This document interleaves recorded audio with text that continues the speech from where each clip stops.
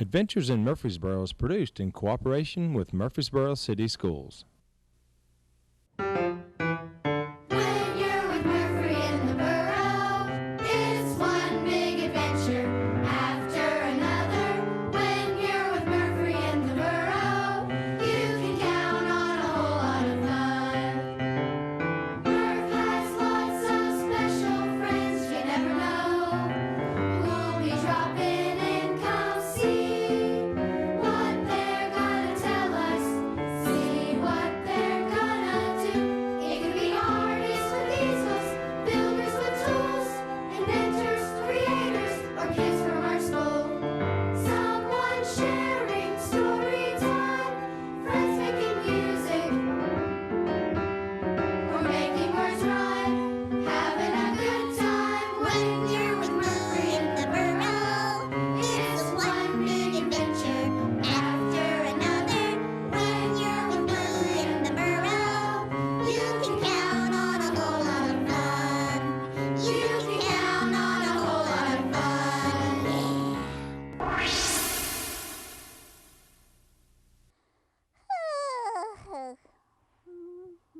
Hi, Murph.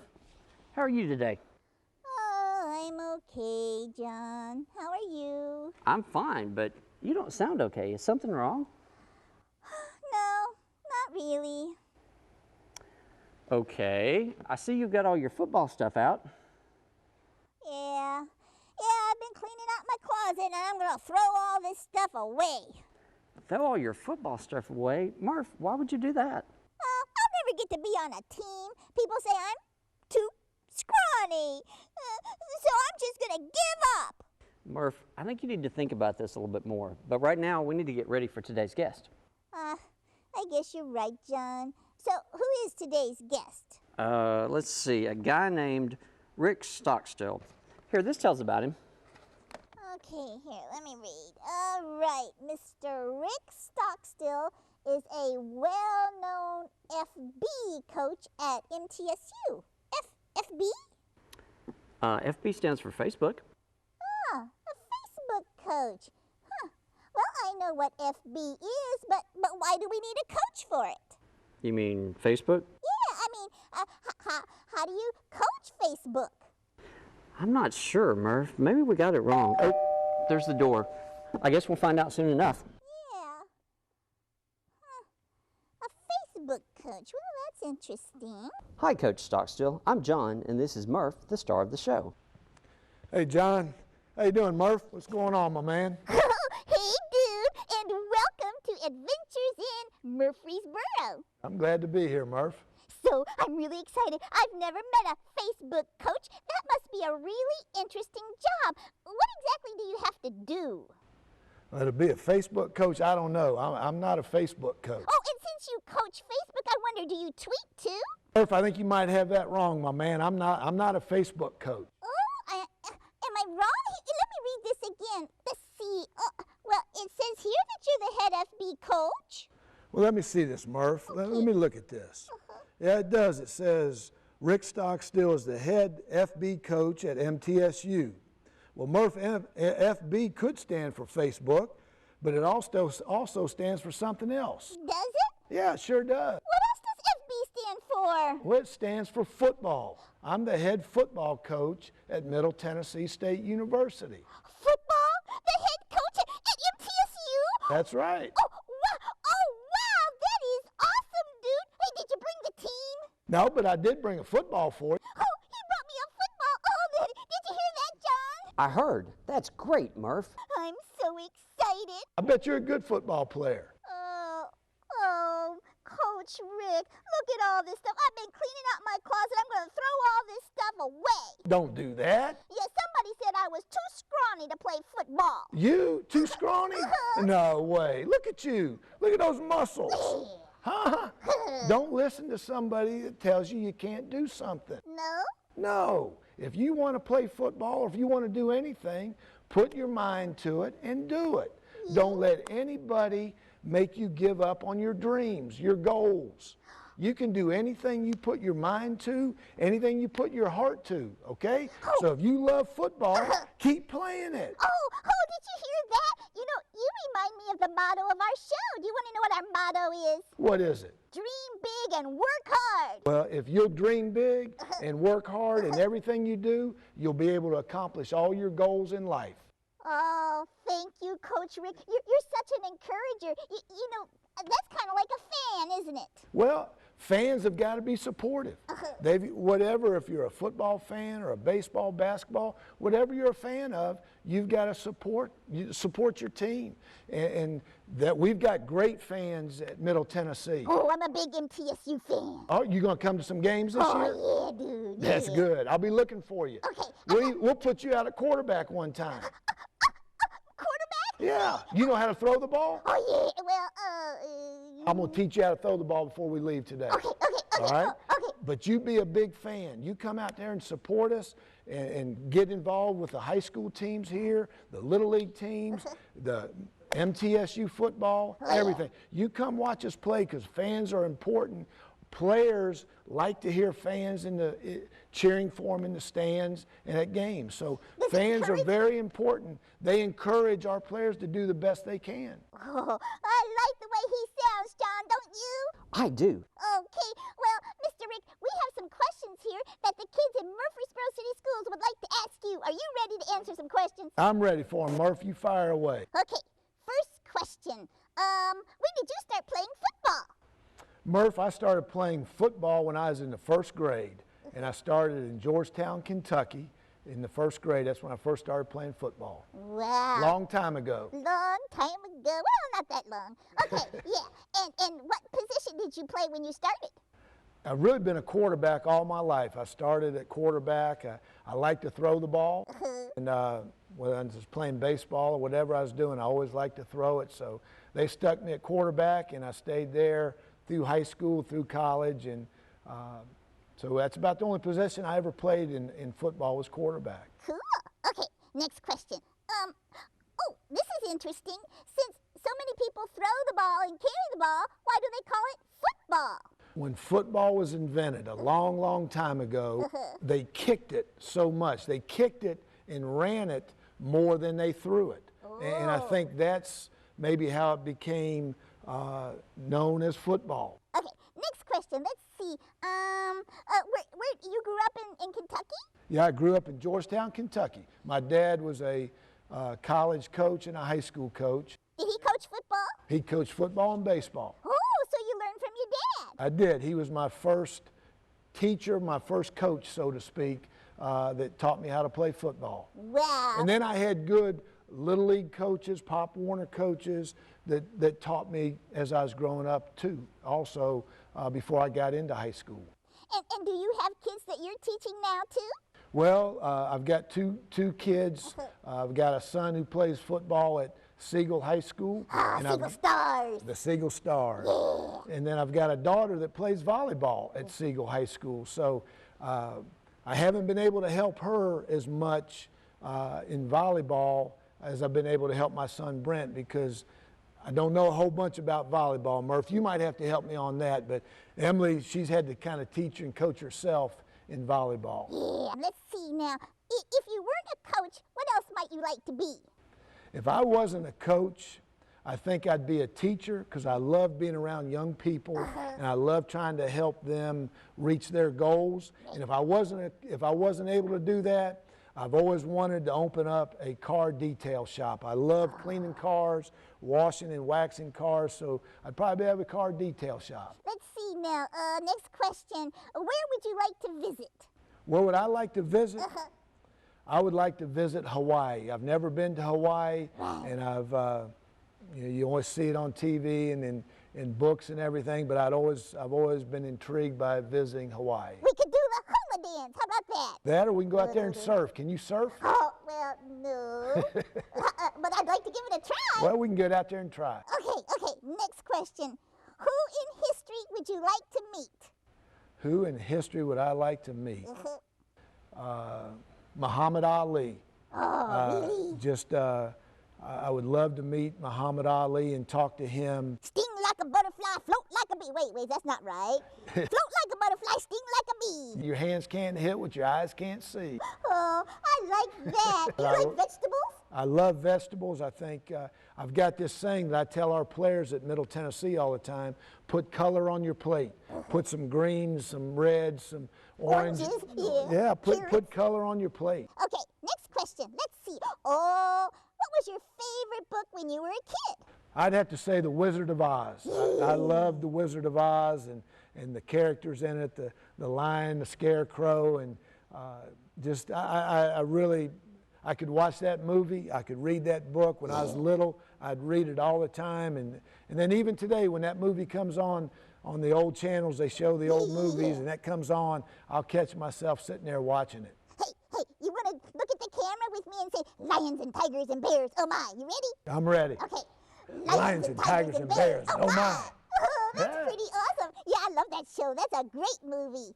Okay, next question. Let's see now. What did you want to be when you were little?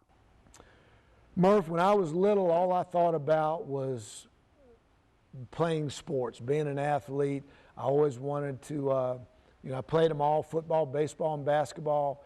And once I got into high school, as I got older and realized you have to start making plans on what you want to do in life, I decided I wanted to coach. I wanted to have an impact on young people. So I love sports. I love playing sports all my life, and being a coach is a way, or was a way, to keep me involved in athletics. So I knew at a very young age I wanted to coach. Oh, yeah, that's pretty cool. Okay, next question. Thank you. Can anybody grow up to do what you do? Sure. And I said this earlier, Murph, don't let anybody tell you you can't do something. Right. If you want to coach, all you have to do is study the game, obviously. You've got to love doing it, but you have to graduate from high school, and then you have to graduate from college. Oh, Coach Rick, you have been an absolutely awesome guest. Thanks for coming on the show. I appreciate it, Murph. I've been honored to be here with you. Oh, thanks. You know, I would love to visit MTSU. Murph, you can come to MTSU and watch us at practice, at a game, anytime you want, okay? Oh, I can. Can I bring John, too?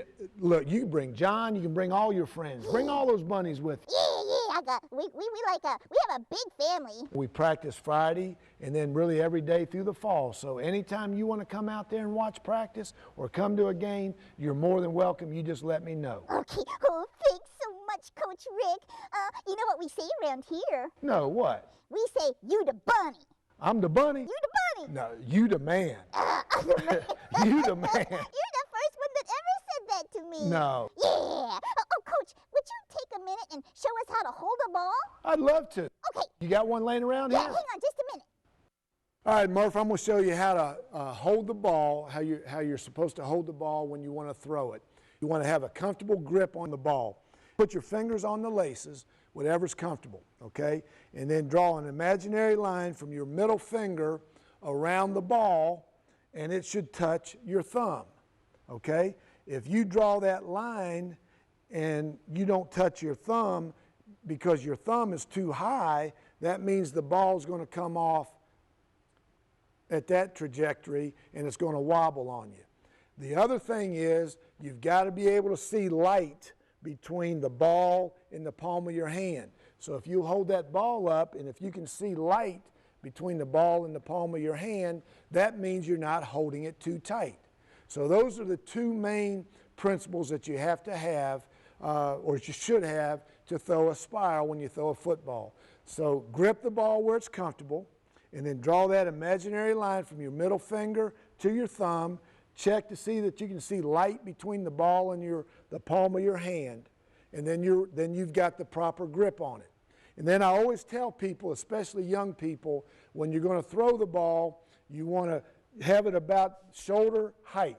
Don't have it way down here and don't have it way up here. Have it about shoulder height, and then act like you're reaching back on a shelf behind you to get a book off the shelf.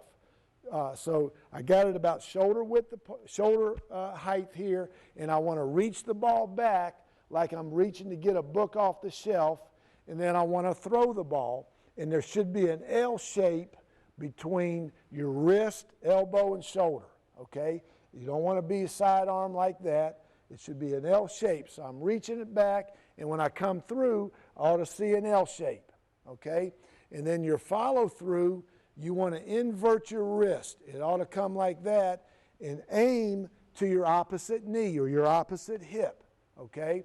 And you want to invert your thumb and wrist. You want to invert your wrist. So get a proper grip on it, middle finger to thumb. I can see air between my palm of the hand and the ball. I want to have it at about shoulder height right here with the ball. I want to reach it back like I'm taking a book off the shelf. I'm going to come through. I'm going to form an L. I'm going to follow through to my opposite hip, and my hand is going to invert.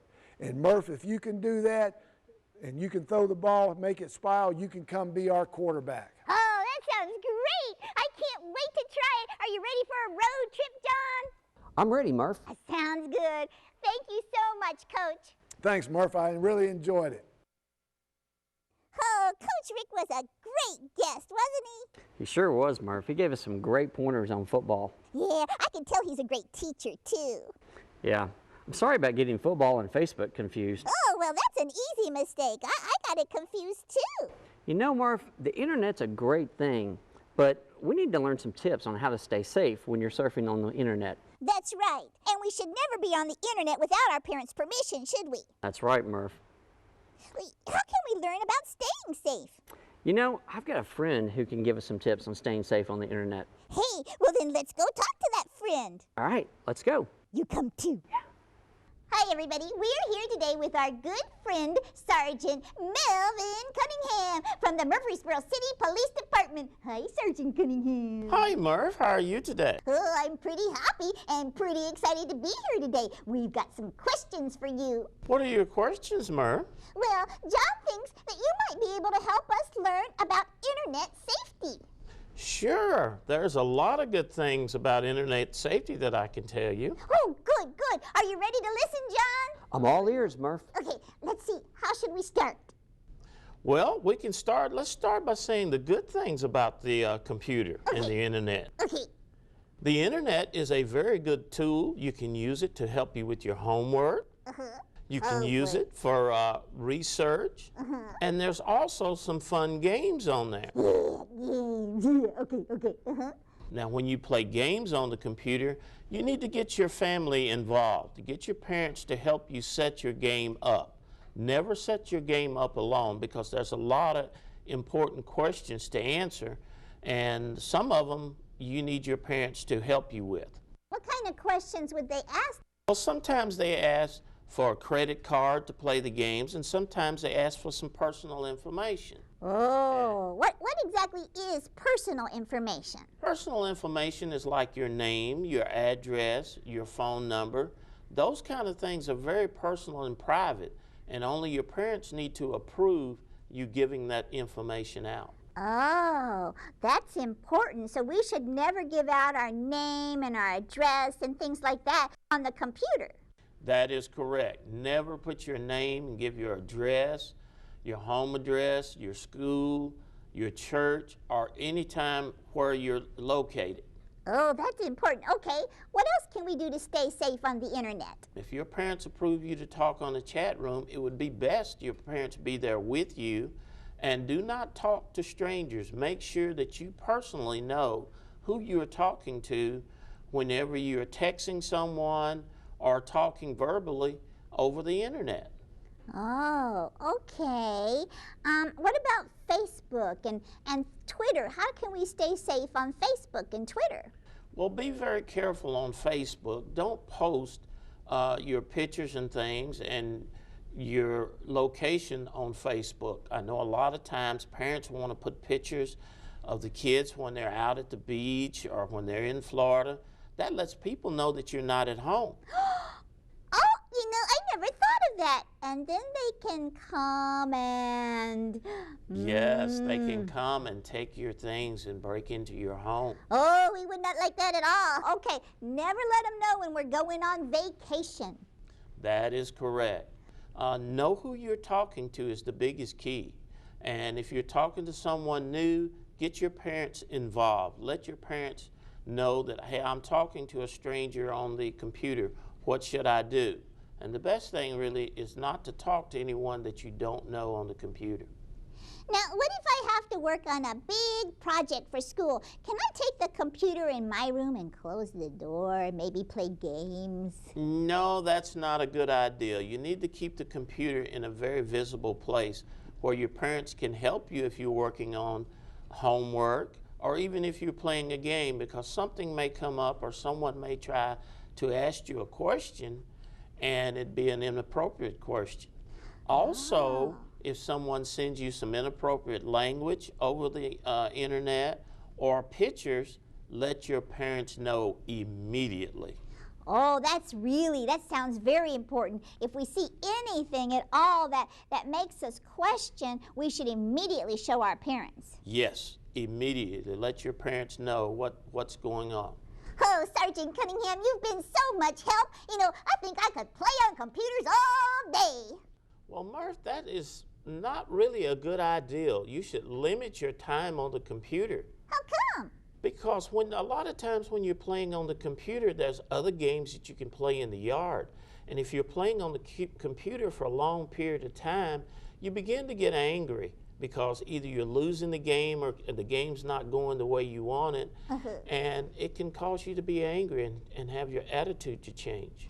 Yeah, and then we get mad if Mama calls us to do something or something like that. This is so correct, Murph. You've got it. So when we limit our time, I wonder how we should limit it. How long do you think we should play maybe at a time? Well, you know, an hour is a good limited time on a day that is non-school day. Non-school day. No more Yes. than an hour. I like that. Oh, thank you so much for being a great internet safety coach today, Sergeant Cunningham. And thank you, Murph, for being a great listener. Oh, thanks. See you later. Oh, that was really good. We learned a lot about staying safe on the internet, didn't we, John? We sure did, Murph. And remember, only go on the internet with your mom or dad's permission. That's right, Murph. You know, I'm really excited, though, about going somewhere else. Where are we going to next, Murph? We're going to go to one of the practices for the MTSU Blue Raider football team. Oh, Murph, that's great. Yeah. Oh, are you ready to go? I'm ready, Murph. You ready? Oh, yeah. Do you think I should take my helmet over there? Maybe so. Okay. You come too. Yeah. Hi, everybody. I'm here today with the one, the only Coach Stockstill at the MTSU football practice field. How you doing, Coach? Hey Murph, how you doing? Good to see you again. Hey, Coach, what are the guys doing today? Well, this is our first day in full pads, so we got a little scrimmage and going on, a little contact, more so than what we've had the first 4 days. But so far, it's starting out to be a good practice, Murph, and I think it's because you're out here. Oh, you maybe need a rabbit on the team. That's good. We need a fast one. Can you run fast? Oh, I can hop like nothing you ever seen before. We'll name a play after you then. Okay. Thanks, everybody. And remember, come out here and watch the Blue Raiders go, or hop. I like the hopping part. Okay, take care. Bye-bye. Today's story is inspired by Soren Kierkegaard, and the name of it is They Were Ducks. Once upon a time, there was a family of ducks. There was Papa Duck and Mama Duck and Aflac, the duckling, with his 5 brothers and sisters. They lived in a nice neighborhood with a good elementary called the Webb School. Every weekday morning, Aflac and his brothers and sisters would board the bus and go to school. And every afternoon, the bus would bring them back home again. One day, something special happened. The day started out normally. Aflac got up and had a bath and breakfast. His mother fixed a lunch of cheese and crackers for all of her ducklings and gave Aflac his bag as he went out the door to board the bus. But at school, something different was waiting. All of the young ducklings were sent to the auditorium where their principal, Mr. Waddle, sat with another duck who Aflac had never seen before. He was a great, huge mallard with bright green feathers on his head and a bright yellow bill and a brown chest. All of the ducklings stared at him in awe. When everyone was seated, Mr. Waddle rose and addressed the school. "It is an honor for me to present to you young ducks the great world explorer, Mr. Francis Drake. Show him how attentive we ducks at Webb School can be." They all clapped as Mr. Drake rose and walked to the edge of the stage. "Thank you, Mr. Waddle, and all of you young ducks," he said. "I have a question for you. Everyone became silent. "Are we ducks?" he asked. "Yes," they all answered quietly. "Are we ducks?" he asked again, loudly. "Yes," they replied, louder. "That's right. We're ducks, and we have feathers, long feathers, short feathers, colored feathers, all sorts of feathers. I have feathers, and—" Mr. Drake pointed at the ducklings. "You have feathers." Everyone nodded. Aflac looked around. Everyone was getting excited. Mr. Drake was right. They were all covered with feathers.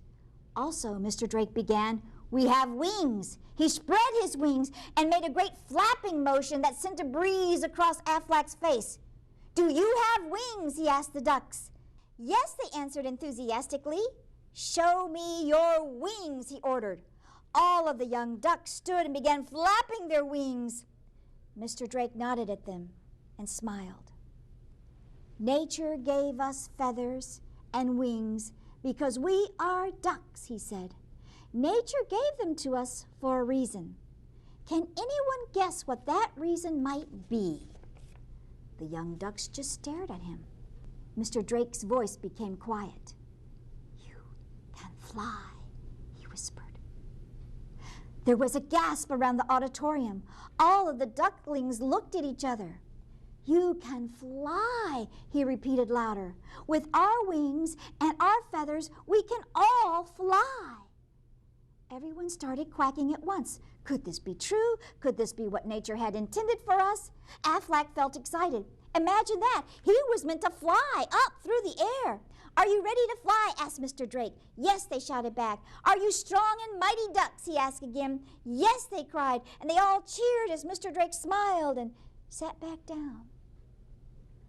All the way home on the bus, everyone talked about the things Mr. Drake said.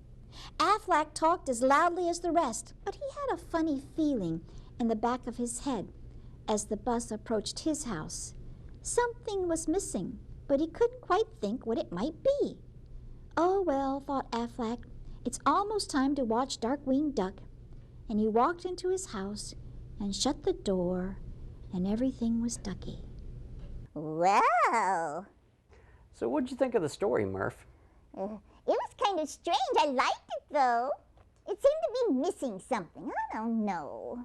Well, let me ask you a question, Murph. What did the ducks not do? Quack. It didn't quack.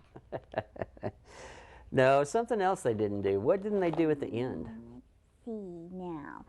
Sir Francis Drake, he told them that they could fly because they had feathers and they were... Oh! I got it! They didn't fly, John. The ducks didn't fly. That's right, Murph. The ducks didn't fly. Yeah. Wow. And Sir Francis Drake was such a good teacher, too. He was a good teacher. It's very important to have good teachers and coaches and people who encourage you along the way. That's right. You know, my family encourages me. Oh, that's good, Murph. But you know, not only do you have to have somebody to encourage you to do something, but then you got to take the next step and do it. That's right. They had to spread their wings and fly. That's right. Yeah. They had to spread their wings and fly. That's right. Hey, is it popcorn? It is popcorn. Do you want some? Oh, yeah. And I got carrots here. I and know. there's some cucumbers. Oh, are you ready to watch the big MTSU Blue Raiders go? I'm ready, Murph. But first, I think we should thank our guest for the show today. Oh, yeah. Our special guest, Coach Rick Stockstill. Oh, Coach, I'm a true Blue fan. And we also need to thank Sergeant Melvin Cunningham for giving us good tips on internet safety. Oh, yeah, he's awesome. He's always awesome. Yeah, thank you. Oh, we've had a great show today, haven't we? We have, Murph. We've had a great show. Yeah, I'm ready for the popcorn.